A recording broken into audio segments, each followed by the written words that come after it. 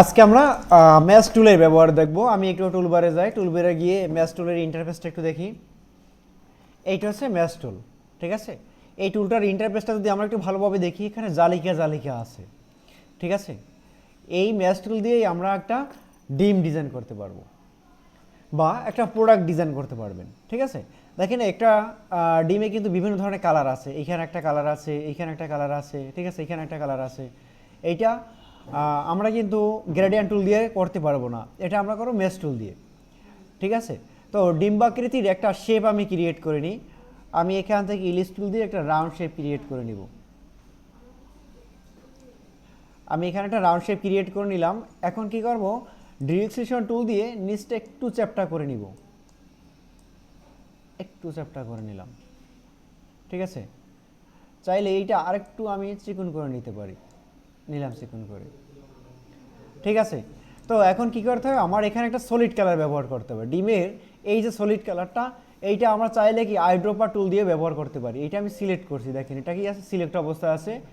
Eyedropper টুল দিয়ে আমি এর উপর একটা ক্লিক করি, ঠিক আছে। এখন কিন্তু এখানে এইখানের সলিড কালারটা কিন্তু এখানে অ্যাপ্লাই হয়েছে, কিন্তু ডিমের এখানে যে একটু হোয়াইট আছে, এইখানে একটু হোয়াইট আছে, ঠিক আছে, হালকা, এই কালারটা কিন্তু এখন অ্যাপ্লাই হয় নাই। তো এটির জন্য আমরা ম্যাচ টুলটা ব্যবহার করতে পারি। আমি এই টুলটা নিয়ে এখানে ক্লিক করব, ম্যাচ টুলটা নিলাম, নেওয়ার পর এইখানে এসে সেন্টারে ক্লিক করবে। এই যে এই যে পুরো যে ডিমটা, ডিমের সেন্টারটা কিন্তু এইখানে, এইখানে একটা ক্লিক করব। ক্লিক করলে পরে আমার এখান চারটা পাত দেখা যাবে, এই একটা পাত, এই একটা পাত, এই একটা পাত, এই একটা পাত, ঠিক আছে। এই পাতের উপরে কিন্তু আমরা এই কালারগুলো অ্যাপ্লাই করব, ঠিক আছে। এখন তাহলে এখানে আমি আরও কয়েকটা পাত তৈরি করে নিই।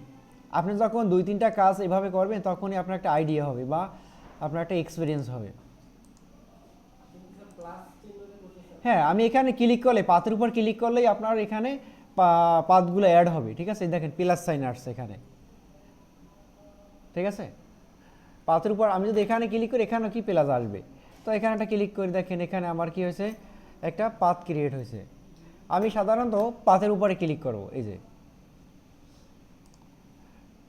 এখানে একটা ক্লিক করি, এখানে একটা ক্লিক করি,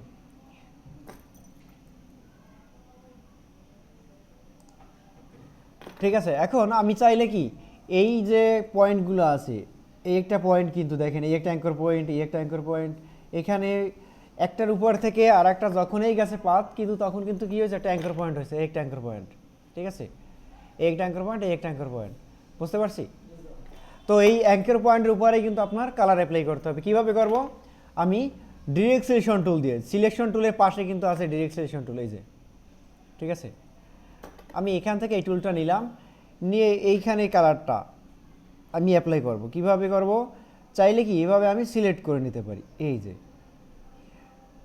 দেখেন এখানে কিন্তু আমার একটা এরিয়া তৈরি হয়েছে, এই এরিয়ার ভিতরে যত আপনার অ্যাঙ্কর আছে, ওই অ্যাঙ্করগুলোই কিন্তু সিলেক্ট হবে, হয়েছে।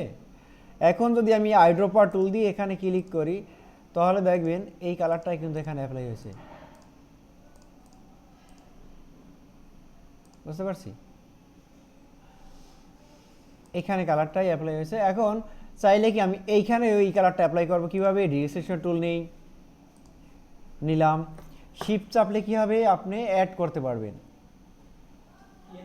শিফট, এই একটা সিলেক্ট করছি, এরপরে আর একটা সিলেক্ট করতে চাই, সেক্ষেত্রে আমি শিফট প্রেস করব। হ্যাঁ, শিফট কি, ঠিক আছে। এখন চাইলে কি আমি এখানেও অ্যাড করতে পারি, ডিরেকশন টুল নিলাম, এখানে আমি শিফট চেপে অ্যাঙ্করগুলো সিলেক্ট করে আইড্রপার দিয়ে আমি কালারটা পিক করে নিলাম, ঠিক আছে। এখানে উপরেগুলো যদি আমি একটু বাদ দিয়ে দিই, দেখেন উপরেগুলো একটু বাদ দিয়ে দিই, আইড্রপার টুল দিয়ে আমি এইখানে কালারটা নিয়ে নিলাম, ঠিক আছে। অথবা এইখানে কালারটা নিতে পারি, এইটা নিলাম। এখন কিন্তু এটা ডিমের মতো হয়েছে, কিন্তু এই পাশ থেকে কিন্তু কালারটা আমার সরাইয়ে যায় না। সরানোর জন্য আমার কি করতে হবে, এখান থেকে এইগুলো সিলেক্ট করে নিতে হবে, অ্যাঙ্করগুলো সিলেক্ট করলাম, সিলেক্ট করে আইড্রপার দিয়ে জাস্ট আমি কী করবো, এইখানে হালকা একটু বাইরে ক্লিক করব, ঠিক আছে, ক্লিক করলাম। এরপর নিচেরগুলো যদি চাই আমি, হ্যাঁ, এটা এভাবে নাড়ানো যাবে না, আমার কী করতে হবে, পাতের উপর ক্লিক করতে হবে, করলাম, আইড্রপার টুল দিয়ে এইখানে কালারটা আমি পিক করে নিলাম। সিলেক্ট হয়নি ভালোভাবে, সিলেক্ট করতে হবে ভালোভাবে। এইটা সিলেক্ট করলাম, শিফট চেপে এটা সিলেক্ট করলাম, এরপর আমি কী করবো, আইড্রপার দিয়ে এই পাশে এসে ক্লিক করব। এখন কিন্তু এটা ডিমের মতো দেখা যাচ্ছে, ঠিক আছে। আমি যদি একটু জুম আউট করি, কি এখন এটা কি ডিমের মতো দেখা যাচ্ছে না? চাইলে এটা আমরা আরও সহজে করতে পারি। আমি কিন্তু এখানে অনেকগুলা পাথ ক্রিয়েট করে কিন্তু এটা অ্যাপ্লাই করছি। এখন দেখাবে একেবারে সহজভাবে। হ্যাঁ পারবেন।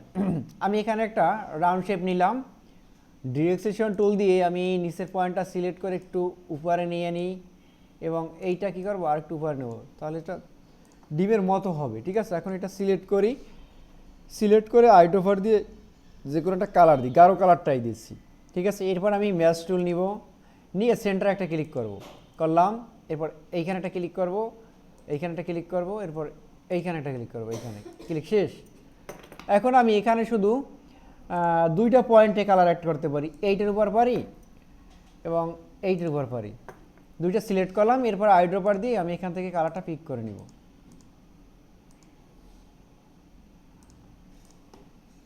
দেখেন এখন কিন্তু এটা কি খুব সহজে তাড়াতাড়ি হয়ে গেছে না?